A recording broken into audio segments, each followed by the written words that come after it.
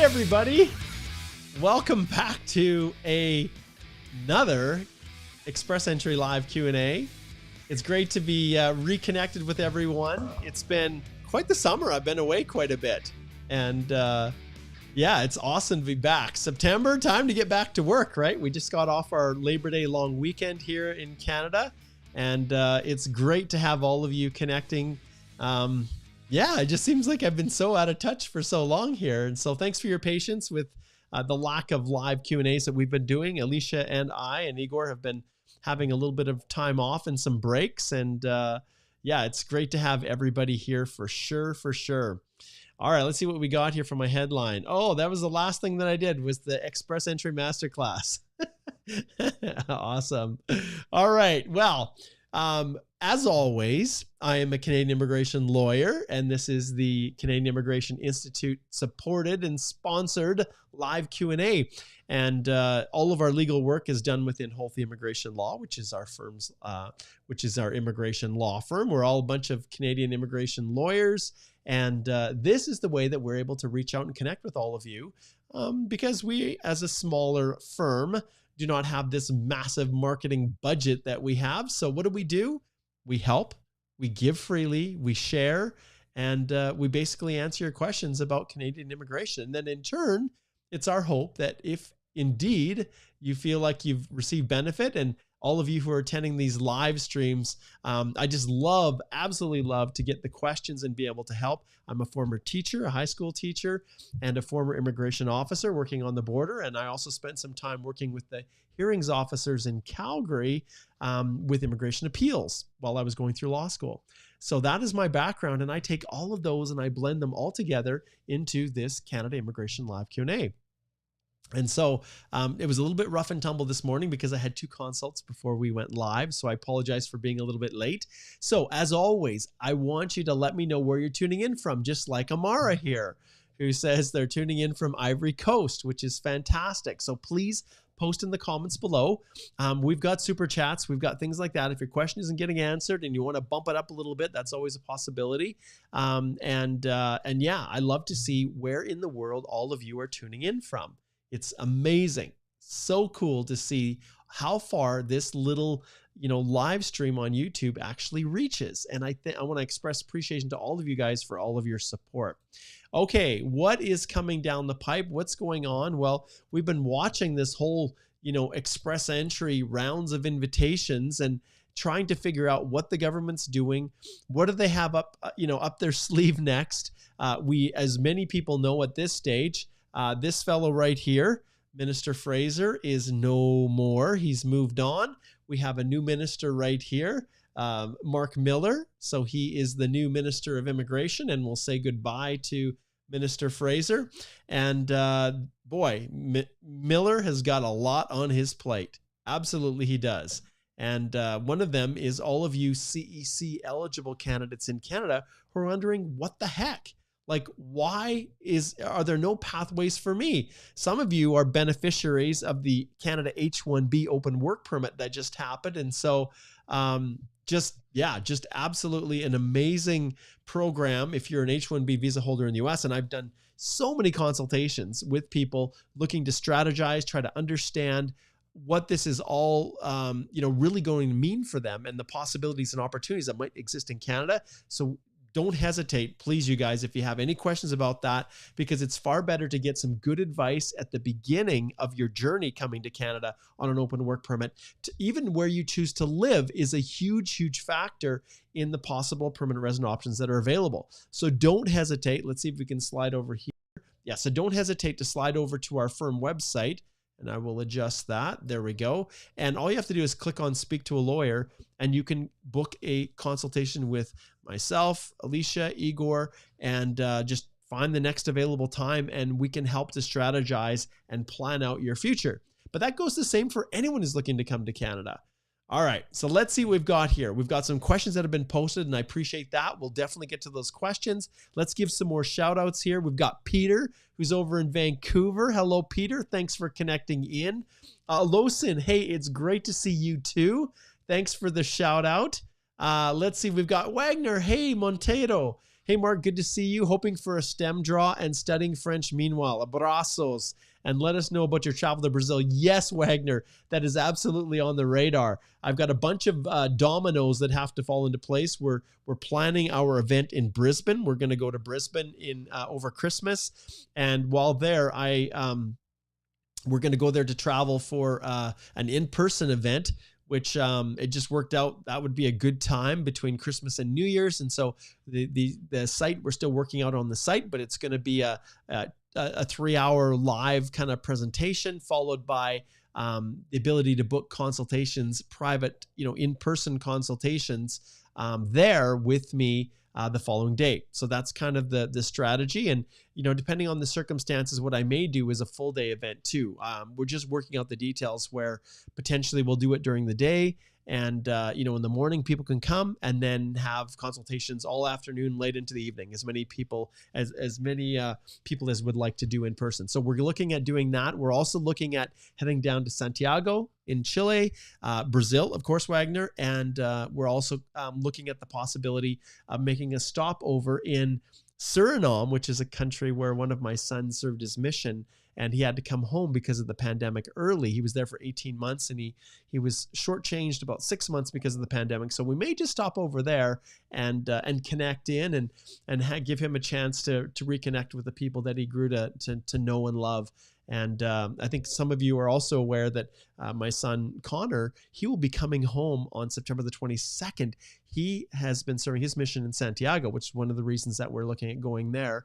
And so he left not knowing a lick of Spanish, and now he's going to be coming back, and he'll be a fluent Spanish speaker. So pretty cool. And of course, myself, Wagner, as he very well knows, eu falo português. I speak Portuguese, and it's been a few years since I was in Portugal. So I'm looking forward to hopefully slide over and connect with all of those amazing people in Brazil. So it'll be fun. All right, we got a super that popped in here from Janolis, and let us just pull up your actual comment. So Janolis, make sure that you repost your question, and then I'll answer that one. Okay. All right, let's give some more shout outs here. Let's see who else we've got. Yes, Arvin, no draws. Let's slide over and take a look at this. This is something I know, and I tweeted to the minister. I tweeted to Minister Miller. I said, look, because he was saying that people basically weren't choosing to go elsewhere because of the way the immigration program has been managed and the pain and suffering that's been caused for people in Canada and how they've been stuck in limbo, losing their opportunities to remain. And unfortunately, Mr. Miller tweeted something that, was pretty callous and really clear, very readily showing that he didn't understand the realities of what's happening to all of the international graduates and postgrad work permit holders in Canada. And, I felt it was a little bit insensitive. And so hopefully he's going to sort that out, hopefully. All right. But Arvin says, as he's, no draws. So if we slide over here, you can see this is the page for the express entry rounds of invitations. And when we go through this process, guys, you can see here, let's just go down. You'll see that August the 15th, we're more than 2 weeks out from August the 15th. They did a big no program specified draw, 4,300, that dropped it down to 496. But if we look at the previous rounds of invitations, you guys can see here that it has been quite silent since that stage. And before that, they were very active. You can see the first, the second, the third, a no program specified, then 2 targeted draws. What we're waiting for expansion on is this right here.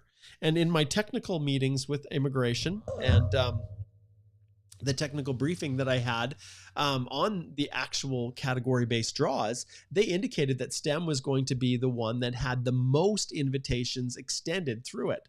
But at this stage, July 7th, 500 with a low score of 486. And since that time, nothing. So we'll have to see what's going to happen. And maybe there'll be a draw today.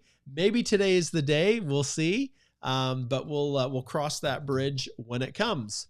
All right, let's slide back to the main screen here.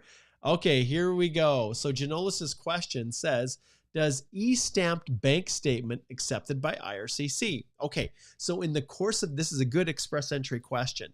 I'm going to slide back to one of my favorite sites, which is the Express Entry Completeness Check website. If you're not familiar with this, you're going through Express Entry. Well, one thing I'll point out right here is the Express Entry course. If you have not subscribed for the course, bloody well get over there and subscribe, because this sucker is full of everything that you could possibly need to know and understand about the Express Entry process. Scroll to the bottom, you can see the structure, and then subscribe. All right.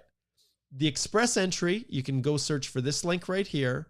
It's the applications for permanent residence subject to the completeness check.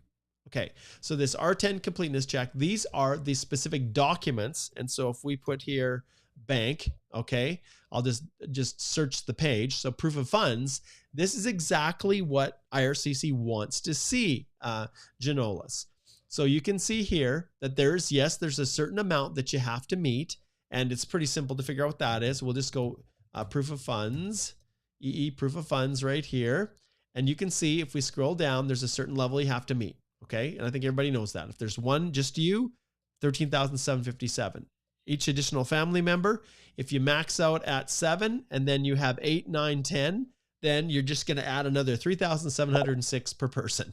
Okay, if you've got a big family you're including, which is your spouse and a whole bunch of children. All right, so going back to here, in order to demonstrate that, you need to provide an official letter from one or more financial institutions that list all current bank and investment accounts, as well as outstanding debts, such as credit card debts and loans. So it's an official letter from one of the institutions. Your question here, if we pull it up here, says, does e-stamped bank statement accepted by IRCC? We know that the banks rarely will give us exactly what we want. So the letter must be printed on letterhead, must include the applicant's name, contact information, and the financial institution's address, telephone, and email. Often, the large institutional banks just don't provide this. They've got their standard letter, right, Janolis? And so the account numbers for your bank, the date each was opened, and the current balance in each account, yeah, often those are pretty easy to get. This one, the average balance for the past 6 months, well, very rarely are you going to get a bank that is willing to give you the average balance on a letter that they've provided. So in the course, and when I'm assisting people with this process, there's all kinds of different looks that these letters demonstrate. And when it comes to e-stamped by the bank statement, you can see it doesn't even say that the bank letter has to be stamped. It doesn't say that anywhere. And so obviously I would need to actually look at your letter and assess it to see if there's any concerns. But generally speaking, if I have any deficiencies in the actual bank letter, I will include copies of the last 6 months of bank statements just to cover off any concerns or otherwise. But when it comes to e-stamped bank statements, if it's the stamp alone that you're concerned about, being an electronic stamp versus a wet ink stamp, well, stamps are not necessarily a mandatory component to what IRCC is looking for. In fact, most banks don't have them. So hopefully that's helpful, Janolis. And that's what happens when you get a super. You get a little extra time. Okay, let's keep doing some more shout outs here. We have Amit. He says, hey, joining from India. Good to see you. We've got Kumar. Hello, Kumar. I'll give you a wave. Great to see you. We've got Henry over in Nigeria again. Great to have you connecting in, Henry. Okay. Pierrette. Hi, Mark. Express Entry May alumni. Just to share, I have received my request for visa now. Thank you for your amazing course. That's well timed. Awesome. It's so, Pierrette, it's so good. Absolutely love hearing that people, the success that they get through the course. And so I'm definitely a delayed applause here. Whenever I have my intro music, and when I'm starting this, I always turn the music down and then I forget to turn it back up, the sound effects. So we'll give you another applause here. Congratulations. So cool. Yes. All right. Who do we got here? Ozin says, hey, it's Ozin here. Hope all is well, Mark. So there's no draw up to now, or should we expect something today or during this week? We will see. Let's monitor it and see what happens. Okay. Let's do a couple more shout outs and then we will get to answering questions. Okay, let's see what else we have here.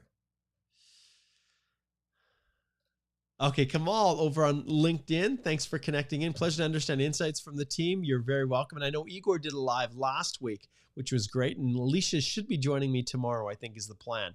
Although I have some technical meetings. Actually, I want to give a couple other things I want to point out to you guys.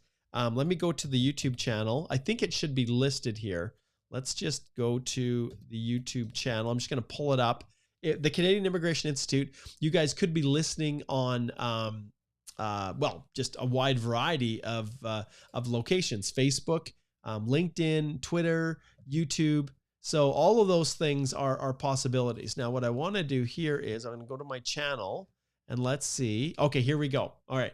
So I'm just going to show you, for those of you who are relatively new, watching for the first time, maybe through a different platform, we always list what is upcoming. And so you can always click on it and, hit the bell button to get notified when a new video is being posted.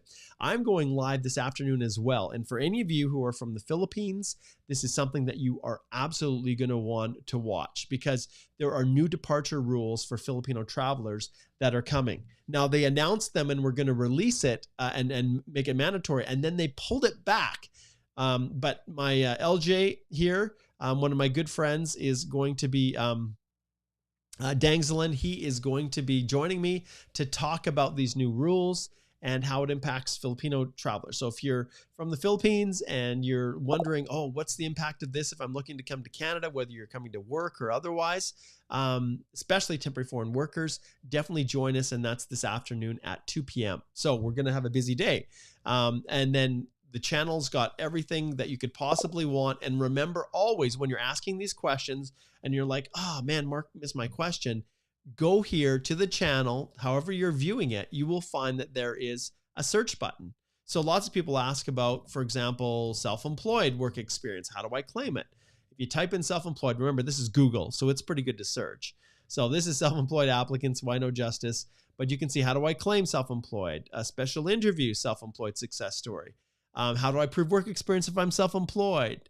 How do I claim work experience if I'm employed? Self-employed. See, so there's lots of videos in the past that we've got on the channel. I've been at this a long time, and you'd be surprised what you can find. So that I just wanted to point out as a resource. And then I also want to take you back to our firm website, to our blogs section right here. And our blog, we constantly release updated blog posts on a variety of topics. Everything that you want to know about the latest changes, policy directives, what's happening with the Canadian government and their immigration department. We have blog posts that we have listed. Now, you can see one thing I want to point out here is what do you need to know about category-based selection draws? So Alicia wrote this post back in May before they became an actual reality within the express entry system. And this is a wonderful blog post if you're wondering how these specific targeted draws actually work. And Alicia's done a great job of laying it all out here. But, Igor as well has been turning out some amazing blog posts on a variety of topics. Obviously, Igor's from Ukraine, so he's been releasing a lot of content directed to Ukraine nationals. But yeah, there's lots of resources if your question for whatever reason doesn't get answered in the live sessions here. And remember, I try to choose the questions that are going to be the most benefit to as many people as possible.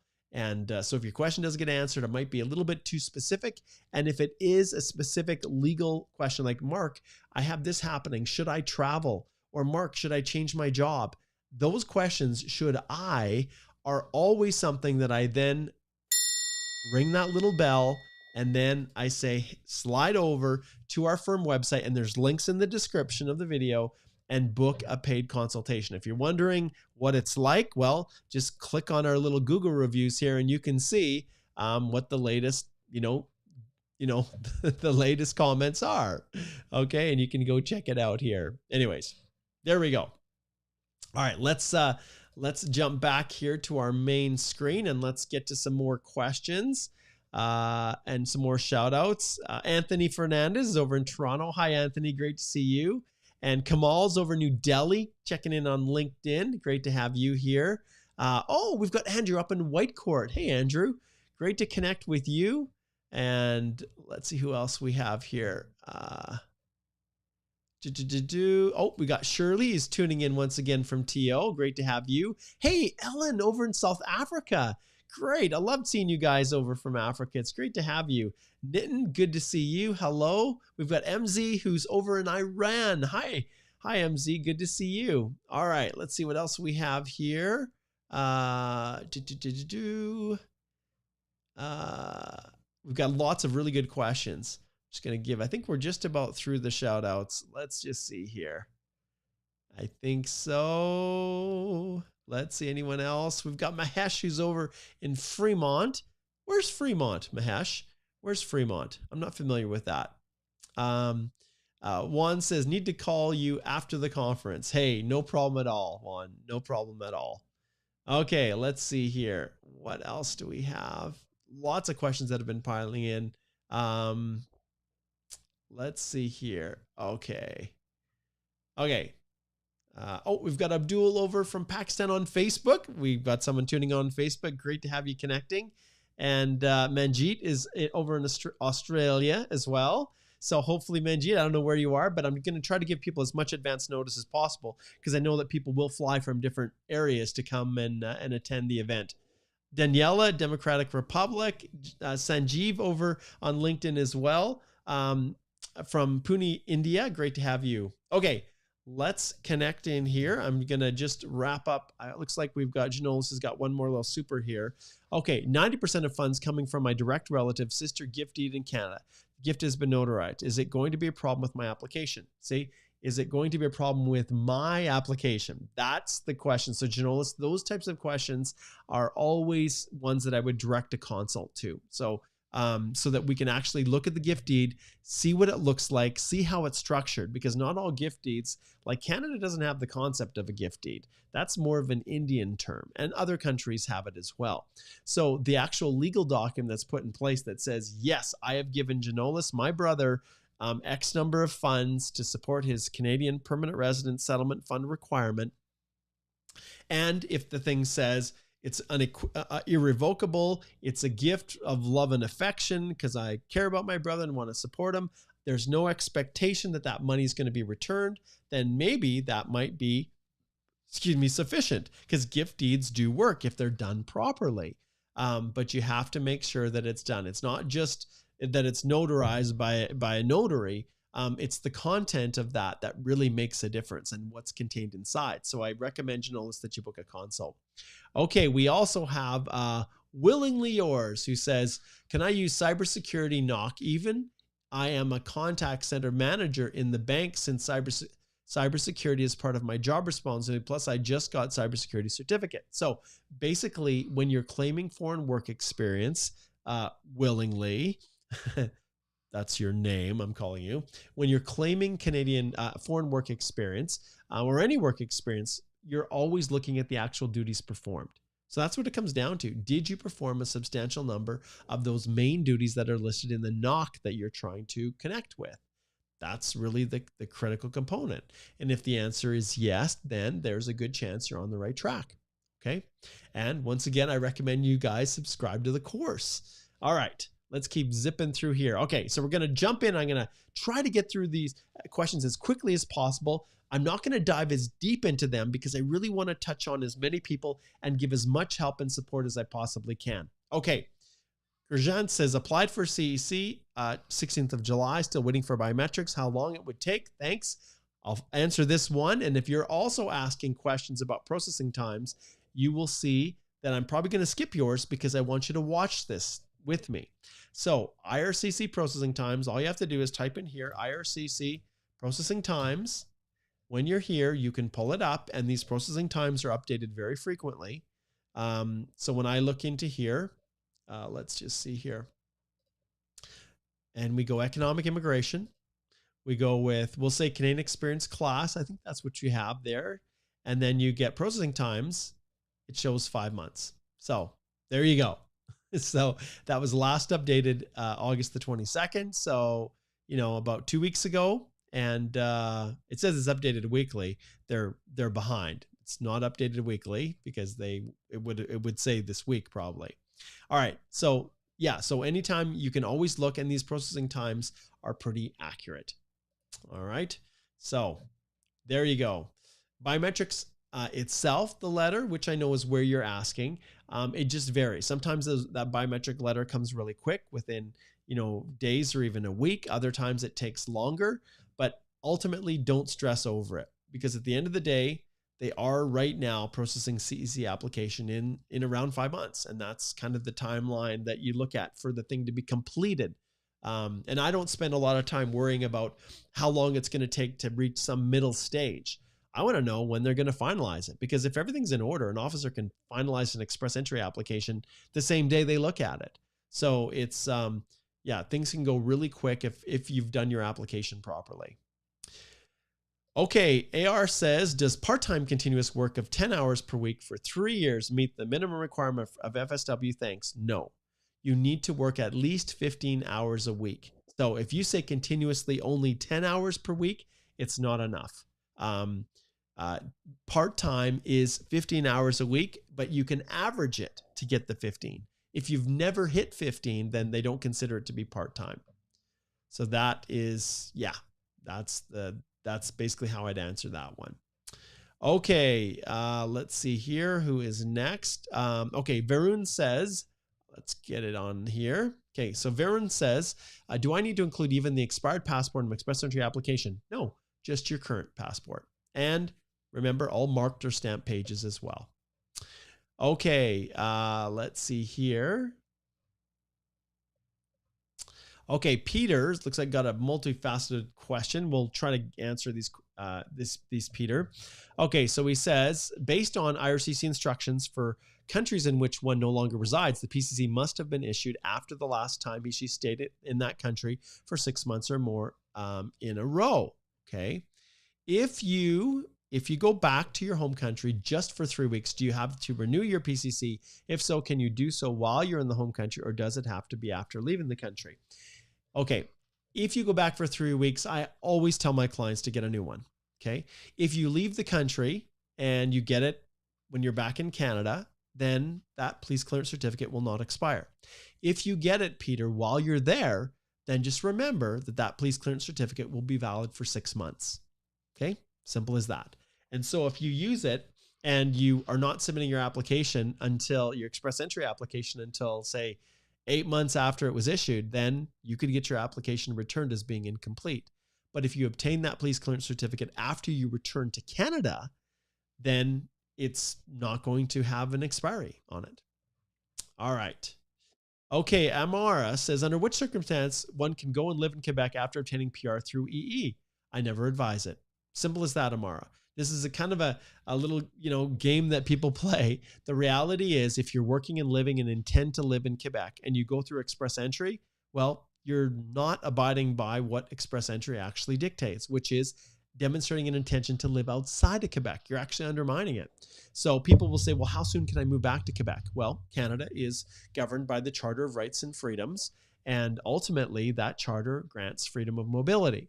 So if you've demonstrated that you intend to live outside Quebec and you get this fantastic job offer back in Quebec after you become a permanent resident, subject to any questions of misrepresentation that could have existed in that original PR application, the express entry one, subject to you never intending to live outside of Quebec and always intending to be in Quebec, because that's misrepresentation. But if you fully intend to live in Ontario, you're living there, working, and then you get this fantastic job offer in Quebec, then there's nothing stopping you from moving to Quebec to take that position, as long as there was nothing untoward about you doing the landing, whether it was through a PNP or through a regular express entry process. Okay, but you cannot misrepresent. And when your application, when you file an application through express entry, you must be able to demonstrate an intention to reside outside of Quebec.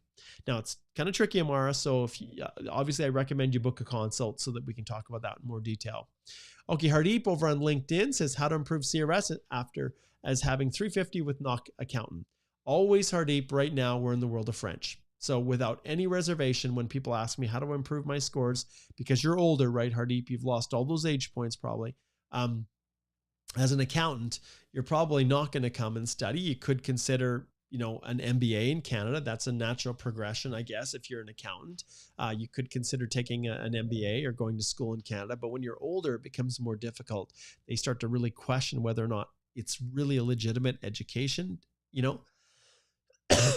and whether you're intending to use that study to go home and that Canadian education to go home and give you more career opportunities in your home country. So that's how all of that is kind of set up and structured. So yeah, in your situation, French hands down is the direction that I'd go. As an accountant, maybe you don't have an MBA, you could do that.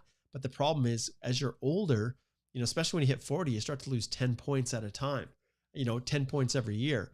So there's a real balance in the things that you do that might take more time to get them, and whether or not it's worth it because of the age points that you could be losing. But I recommend, Hardeep, that you that you book a consult and we can actually strategize. Okay, let's see what is next. Okay, if tech says, okay, notice, okay, NOI ONP during Prof submiss okay, he's trying to fit it all into the limited characters. Can it not include the work period for which I am not claim points for within the same company, include them in other activities, trying to keep consistency with the EE profile? Don't worry about consistency with your EE profile, if tech. Yes, generally you want everything to align, but the ONP is asking for different things in different places, right? And so for the purposes of the work history in your profile, you don't need to list all of the work history that you're not claiming points for. But for the ONP, it does indicate that you need to list that. So, if you want to structure it such, and I know what you're asking, if you want to put some in the other activities, just make sure that everything is complete and that that you're not missing anything. Okay. Okay, John has applied for a study visa and recently got a visa, and I deferred my semester from September to January. Okay. All right, let's see, John, if you've got some continuation. All right. I don't know whether to say congratulations on getting that approved, John. That's great. I'm not sure if there's a question. Okay. All right. Kumar says, "Hey, Mark, no express draws. What's happening actually? What are your insights?" My belief right now is that this minister right here has got himself a whole firestorm he's dealing with. We've got huge housing issues. We have bad press. We have an election looming. We have the Liberal Party really taking it on the chin. It's really hard in Canada, no matter which party you are, to stay in power for an extended period of time. Because after a while, people just get tired of it. And the more you're in, it doesn't matter whether you're conservative, whether you're liberal, whatever party you are, you get pretty comfortable, and then, you stop listening to the people who elected you in the first place. And so the Liberals are starting to have a lot of issues. Is the Prime Minister even going to step down, right? There's all kinds of comments about that. And but the reality is, for Minister Miller, he's brand new to the portfolio. At this stage, he's still trying to figure out what the heck he's doing. And he's got all of the issues and all of the challenges that were basically created under Minister Fraser's portfolio. And so right now you can see a lot of the international students are really taking it on the chin because there's allegations that somehow they're taking up all the spots in the housing crunch and we don't have enough housing. But the Liberal government has also, through cabinet, made edicts basically to let in, as many Ukraine nationals as want to apply for work permits.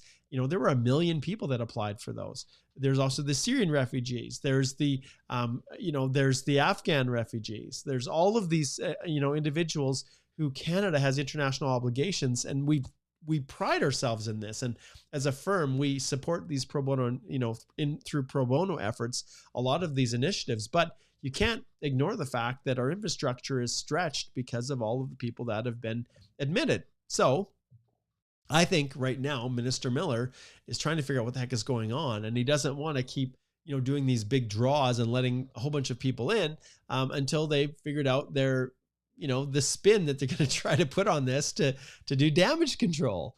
And, so I think that's why they're just trying to figure things out. Okay. Let's see what else we have. Thank you, Minister, for making a short little appearance there. Okay. All right. So Ahmed says, after receiving COPR, can an Outland applicant change his work profile and work in a knock, totally different from the knock mentioned in the PR application. ITA received in French category draw. Do we notify our CC? If you've got your confirmation of permanent residence, you are a permanent resident. You can work in whatever capacity you want. You're not restricted to work just in the one that you were used as your primary knock. You're not restricted. You can choose to do whatever you want.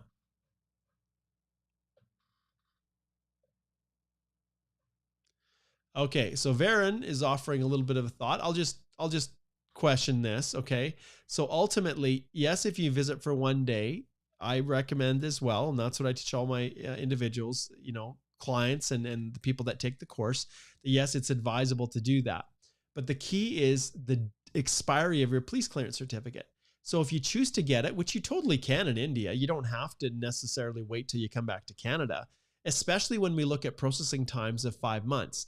The key is when you submit, and let's just go back here, and I'm just going to pull this up. So remember, processing times for express entry, if you believe you're going to get an invitation to apply, okay, and you submit your profile, there's absolutely no harm whatsoever in getting your police clearance certificate back in India before you come back. Just know that it's valid for 6 months. And so you need to submit your EAPR while that police clearance certificate is still valid, and you'll be just fine. So it doesn't necessarily have to be applied for within Canada. You just have to understand the timing. And in some cases, it may very well be worthwhile to do that because you just don't know when you're going to get an ITA. But at the end of the day, it's not actually, a mandatory that you should only apply when you're in Canada, not from India.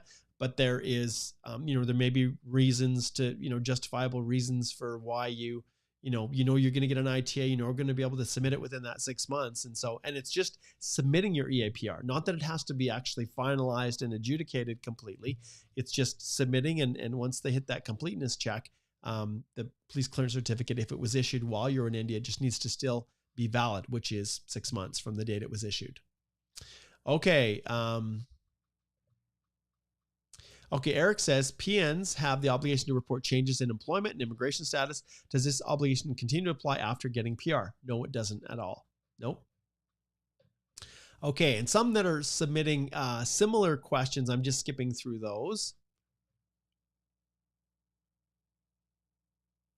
Okay, here's another proof of funds one. This is a good one from Paul. He says, tuning in from Woodbridge, Ontario.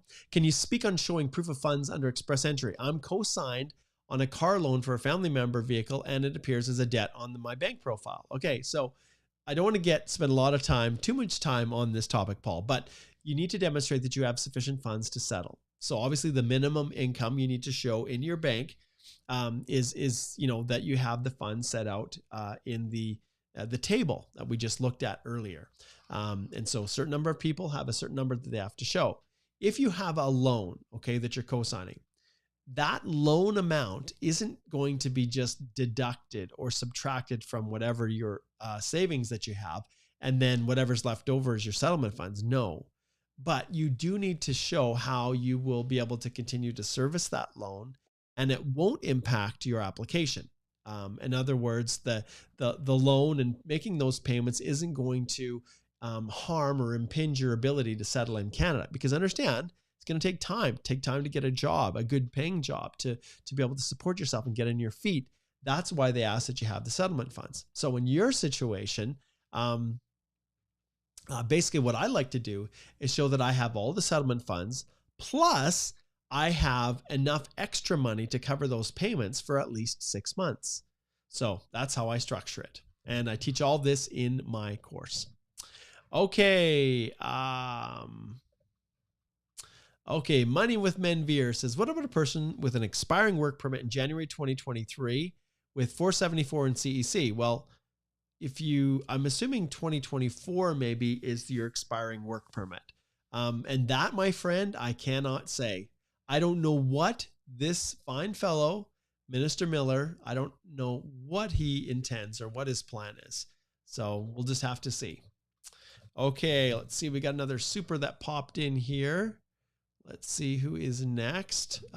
Looks like Janolis again. Okay. Let's see. This is maybe a continuation. Has been refused refugee status. Okay. Has ever been refused a visa. Okay. What should I say to, should I say yes to both? Shorten the version? I do. If these questions are too close together when it says, have you ever had a visa refused? Okay. They both ask it. So I actually put the same thing in both questions just to make sure that I'm not missing something. So if I had a visa refusal to the US, I indicate that and I put it in both of those sections in the statutory information section. That's what I do, Janolis. And once again, covered in the course. Okay, let's see what is next as we're zipping through here.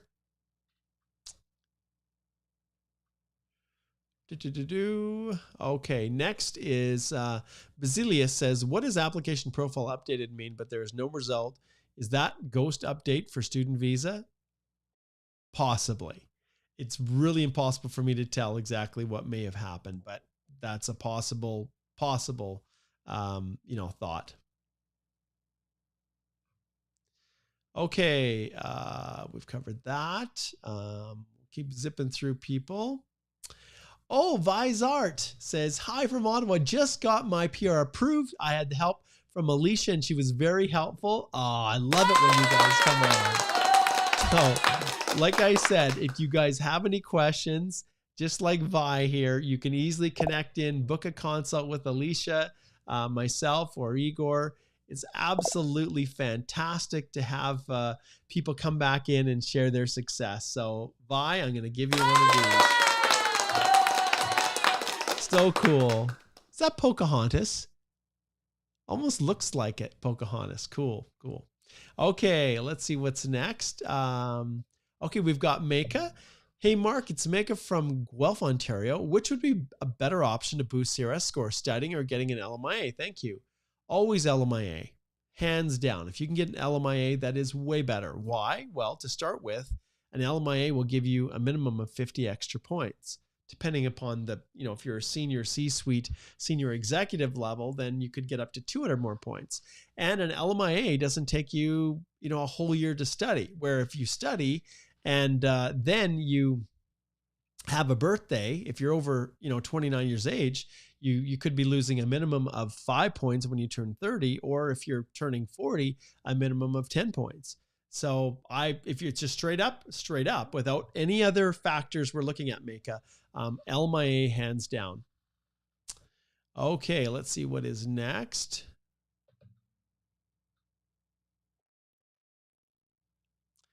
All right, Anthony says, can you talk a little on PR supporting LMIA? When does one start working for that employer? Well, if it is just a permanent LMIA, then and you're outside of Canada, then you can't come and work for that employer until you actually arrive, get your permanent residence, and then start working. So when I look at your situation here, when do you start working for that employer? If you're in Canada, well, hopefully that LMIA is going to support your ability to work. If you're on an open work permit, sometimes this happens. People have a post-grad work permit.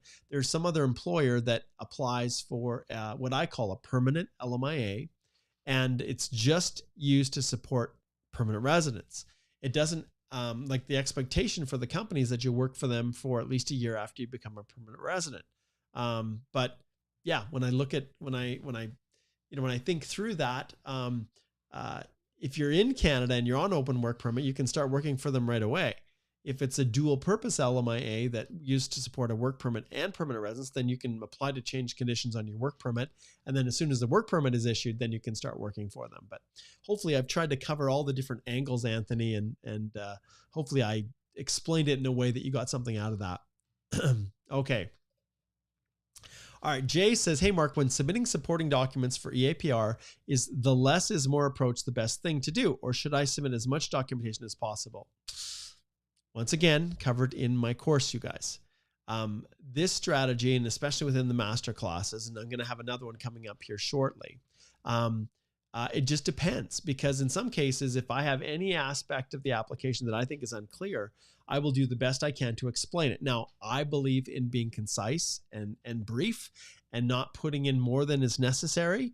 But at the same time, I don't hide or conceal something just because I'm afraid that it would take too long to explain. So at the end of the day, I personally like to keep things as lean and efficient as possible. But when it comes to explaining things, then I will take as much time as I need to explain. I do not shortchange, because I don't want to give an officer any reason whatsoever to say, oh, you didn't provide enough evidence for me to, accept your work history or whatever it is that you're trying to claim. Okay. All right. Let's see what is next. Okay, Nithin. Yes, this is something that we're actually working on right now. I'd like to understand the procedure for applying for my spouse and child's immigration status in Canada after obtaining an open work permit through the H-1B open work permit program. Now, I have not yet seen program delivery instructions on this. Maybe you guys have seen it, but the issue is, and for my client that I represented, we actually applied for the spouse together and got applied for study permits for the children with the principal applicant all together. I knew how to do that. But for most people, they were just terrified this spot would get filled up and they wouldn't have time to fill out all the information for their spouses. So they left them off, and then they intended to add them after. Well, immigration said that you could go through your own H-1B application portal and add your dependent and apply for a dependent after you received your approval letter. Well, they've given no instructions on that. And so people are going through the GC key. They're trying to do the best they can. But I'll be honest, and I had a consult with a client just yesterday, there is no clear explanation on how that's to work, because technically you as the principal applicant need to have already received the work permit that you applied for, and as an open work permit holder, need to show that you have a job offer from a company in Canada that as a precursor to your accompanying spouse, then applying for their work permit. If you do it all together, then that's fine. There was a mechanism for doing it, but to then apply after the fact, the steps required to get a spousal open work permit actually require you to have that job locked up already. So we'll keep, I know I've been waiting and trying to get information from IRCC, but we haven't heard anything yet. Okay. Let's see what is next.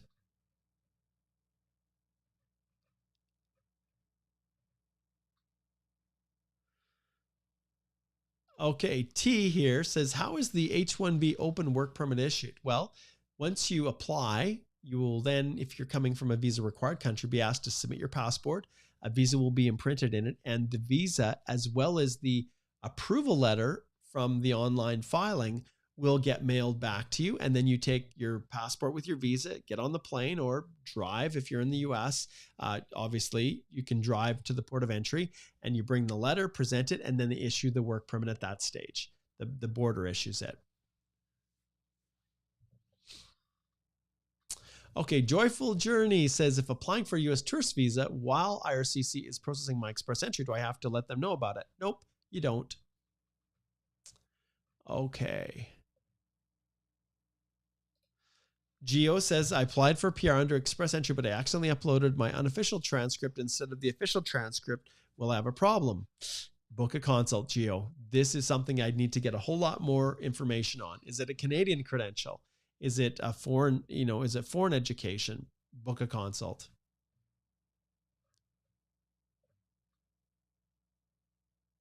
Okay. Solomon says, hey, Mark, a line of credit account was used for gift deed for proof of funds. Will this raise a flag? The gift deed was notarized already. Must the transfer receipt be attached with a proof of funds LOE? I always trace the source of it. And if it's a loan and someone is then giving the money to you as a loan, it can really jeopardize whether or not you could claim it. Now, I don't know enough, Solomon, about this. And once again, I don't want to tell people specifically about their situation without getting all the facts. So I can't give you legal advice. But from an information standpoint, immigration likes to see where the funds came from and that they are funds that are liquid available funds and not just used as a backdoor to getting a loan for the settlement funds, which then you potentially, Solomon, as the principal applicant, are on the hook for, but it's just through someone else's name. That's what they're trying to get at. They want the funds that are given to you to be completely irrevocable. They're given freely. There's no expectation that they be repaid. And when you have a loan, sometimes that person will then, if it's a line of credit, expect that you're going to be contributing and paying for it. And that is prohibited. So immigration does not like loans to get the settlement funds. They want to know that those funds are freely available for you. Okay. All right, let's see what's next here. Hey, Chaitanya. Hey, my friend. Thanks for connecting in. I love it when my past clients connect in. Okay, hey, Mark, I would be in Alberta next week as I'm doing a road trip. Would be nice to see you if possible. Since you helped me with my PR, I can finally take this road trip. Chaitanya, send me an email, my friend. Okay, send me an email. I'd love to connect if we're in the same area. I'd love to connect with you. So just send me an email, and yeah, I'd love to meet past clients in person. Okay, maybe if you come down, we could go up for lunch or something like that. Okay. Oh, good. Anne is going to attend at 2 o'clock today. So I'm from the Philippines, Mark. Looking forward to that. Just click notify me button. We'll be there. Thank you. And don't forget to subscribe, you guys. So what Anne is talking about here is right here. Oh, not that one. Let's eliminate the search here. We don't need that. We'll go back to, I've got this window shrunk down. We'll go back to home. You will see here that Lou and I, LJ, Dengzelin, we are going to be talking about these new departure rules. And because they've retracted them, now we can at least debrief and look at what they propose, so we're not surprised, and then offer our thoughts on whether they're, the impact that it's going to have for foreign workers. So, and the companies that employ them. So pay attention to that. If you're an employer recruiting from the Philippines, you don't want to miss this. All right, let's jump back, and we are just at the end. I'm just going to double check and make sure I'm not missing any other supers. I think we've got them all now. Okay. All right. Well, Alicia and I will be back tomorrow, you guys. We will be covering more Canada immigration questions. And yeah, as always, I want to remind you guys that the Canadian Immigration Institute is the place to go. So let me find the Canadian Immigration Institute right here. And this Express Entry course, if you've not yet subscribed to it, remember you have access to this. Even if you're just thinking about Express Entry, it's worthwhile because you can learn everything that you need to do to start preparing now. Because based on the information you get from the course, there are almost 10 hours of content, individual on-demand lessons that are all broken down into nice little bite-sized pieces, individual modules that walk you through the whole process, plus each every month, every other month, it just depends. We will do master classes, and these live masterclass sessions, when we do them, you can come back as many times as you want right now to attend those. And you have access to all of this information, including the updates that I'm going to be doing here shortly, just to kind of more comprehensively cover the category-based draws. So if you have not yet subscribed, please do it. And then I will notify everyone when we do our next master class, where you can come on and ask, very specific questions that I can't answer in this, this type of a venue. All right. Also, if you have specific legal questions, like I said, book an immigration consultation. And trust me, the money that you spend for it will help you to plan out and map out what the realities are. And let's face it, you guys, there are times when people book consults with me and I tell them, look, you really shouldn't consider Canada because you don't have many options. You need to look at other countries or look at just making your own situation better in your home country. So keep that in mind. All right. Thanks so much for tuning in, everybody. And thanks for all the great questions. We will definitely see you around, and make sure you check out the podcast as well. All of it can be found in the links below. And there's other courses on spousal sponsorship, study permits. Go check them out. All right. Thanks so much. Take care. Oh, and actually, I also do want to give out one more shout, which I have not done for a while. One of the title sponsors as well to what we're doing is within the podcast and within our live streaming is Journey Business Plans. And I do want to give them a shout out. They're working through a very complicated plan for one of my clients from the Philippines right now, a self-employed in particular, where they have a lot of expertise helping to develop business plans for individuals that are looking to apply through the self-employed PR program. And so they're working through that with one of my clients. And yes, I've Marianella, and we've got this new webinar coming up. And anyways, great, absolutely great to consider them if you need a business plan for virtually anything, for any immigration process that might require it. Definitely consider Journey. All right, there we go. We'll wrap it up. Thanks, guys, and have a wonderful, wonderful day.